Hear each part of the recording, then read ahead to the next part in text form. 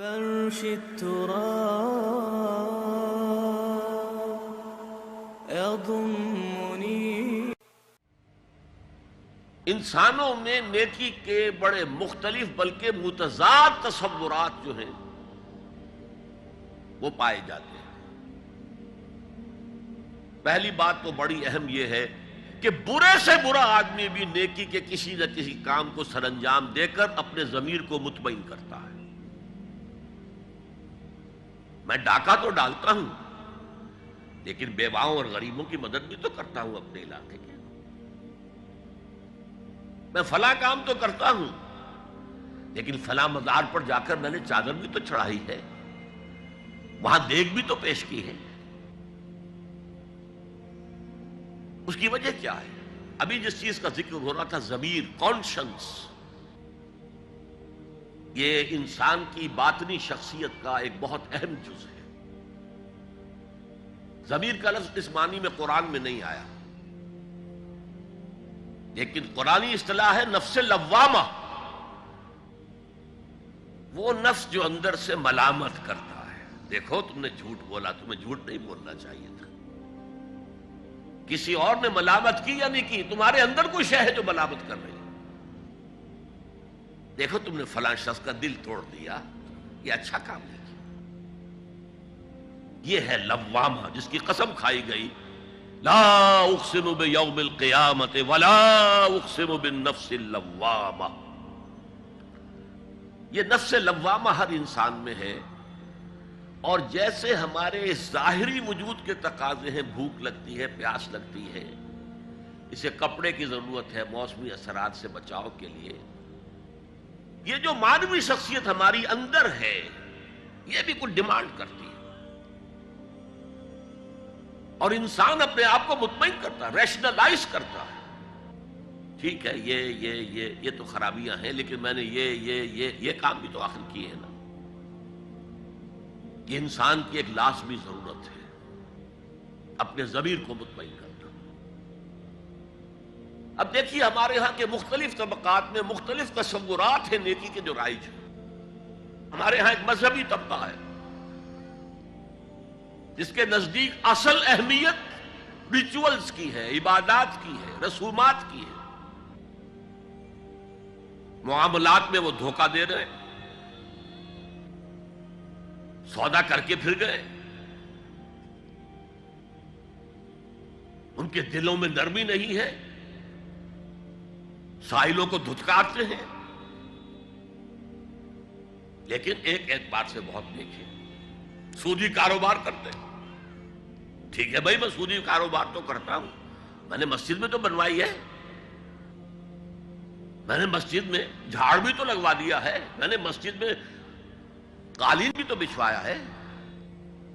تو نیکی کا ایک تصور یہ ہے ہمارے یہاں. اس کے بالکل برعکس ایک تصور ہے جدید تعلیم یافتہ طبقات کا تصور. آپ نے بارہا سنا ہوگا گفتگو، بھائی اصل نیکی یہ ہے کہ کوئی کسی کو دھوکہ نہ دے، جھوٹ نہ بولے، وعدہ پورا کرے، اپنا فرض صحیح طور سے ادا کرے. کہیں ملازم ہے تو اپنے فرائض صحیح طور سے ادا کرے. باقی رہ گئی نماز روزہ، یہ تو انفرادی باتیں ہیں، یہ کوئی کرتا ہے تو اپنے لیے، نہیں کرتا ہے تو کوئی بات نہیں. یہ دونوں ایک دوسرے کے بالکل برعکس تصورات ہیں. اور یہ ہمارے معاشرے میں جدید تعلیم یافتہ طبقات کا تصور نیکی اور ہمارے قدیم علماء اور ان کے زیر اثر جو عوام ہیں ان کے تصور نیکی میں یہ زمین و آسمان کا فرق ہے. آپ کو معلوم ہے کہ اپنی جسم فروش عورتیں جو ہیں وہ بھی نیکی کا کوئی نہ کوئی کام کرتی ہیں.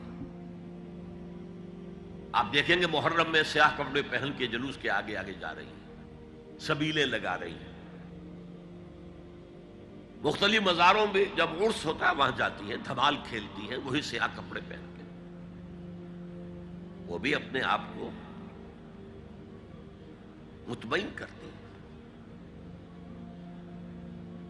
مشہور ہے ایک واقعہ شہنشاہ عالمگیر اورنگزیب کا.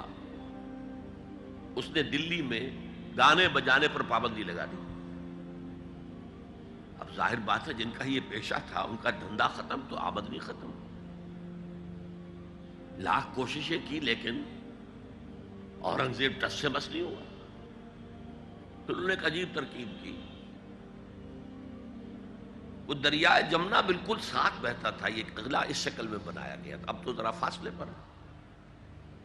تو ایک کشتی میں وہ جمع ہو گئے، سازندے بھی اور ساز بھی اور گاتے بجاتے ہوئے.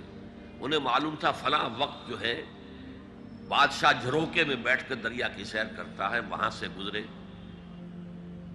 اور ایک شعر گاتے ہوئے گزرے. در کوئے نیک نامی مارا گزر نہ دارند، گر تو نمی پسندی تقدیر قضا. در کوئے نیک نامی، یہ نیکی جو ہے یہ اس کے کوچے میں ہمارا گزر ہی نہیں ہے. در کوئے نیک نامی مارا گزر نہ دارند، یہ تو اللہ کی طرف سے فیصلہ ہے، اس کی مقرر کردہ تقدیر ہے. گر تو نمی پسندی تغییر کل قضارا، اگر تجھے پسند نہیں ہے تو تقدیر بدل دے. تو بادشاہ ہنس پڑا اور اس نے کہا کہ ٹھیک ہے بھائی، گانے بجانے کی حد تک تمہیں اجازت ہے. تو ہر ایک طبقے کا اپنا ایک تصور ہے نیکی کا. جیسے میں نے پہلے عرض کیا بڑے بڑے ڈاکو جو ہیں وہ اپنے علاقے کے بیواؤں یتیموں کی سرپرستی کرتے ہیں، ویسے نہایت درندگی صفاکی انسانی جان کی کوئی حیثیت ہی نہیں. تو نیکی اصل میں کس شے کا نام ہے، کون سی چڑیا کا نام ہے، نیکی حقیقت میں کیا ہے، وہ ہے اس آیت کا مضمون. میں مثال دیا کرتا ہوں، ایک عام قصہ ہے کہ کسی گاؤں میں پہلی مرتبہ ہاتھی آیا. اب وہاں نابینا لوگ جو تھے انہیں بھی پتہ چلا ایک عجیب جانور آیا ہے. وہ آئے اور کسی نے اس کی ٹانگ کو ٹٹولا. اس نے کہا ہاتھی ایک ستون کے مانند ہے. کسی کا اس کے کان کے اوپر ہاتھ پڑا، اس نے کہا چھاج کے مانند ہے وہ. کسی نے پیٹ کو ٹٹولا، بہت بڑا ڈھول ہے وہ. بالکل یہی معاملہ ہے نیکی کے تصور کے بارے میں. اڑائے کچھ ورق لالے نے، کچھ نرگس نے، کچھ گل نے. چمن میں ہر طرف بکھری ہوئی ہے داستان میری. کسی نے نیکی کا ایک حصہ لے لیا، کسی نے دوسرا لے لیا، کسی نے تیسرا لے لیا.